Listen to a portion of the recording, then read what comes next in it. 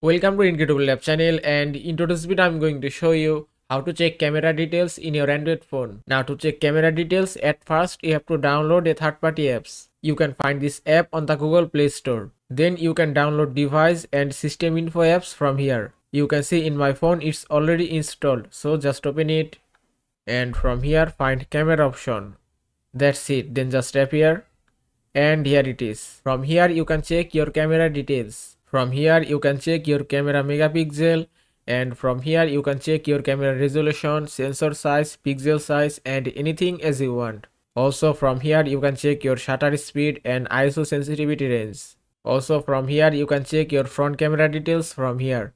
You can see in my phone front camera is 8 megapixel and you can check resolution and sensor size from here. Also from here you can check your rear camera 2 details, 3 details and 4 details. And from here you can check your video capture details. And that is how you can check camera details in your Android phone. I hope this video was helpful. If it was, please give it a thumbs up and don't forget to subscribe.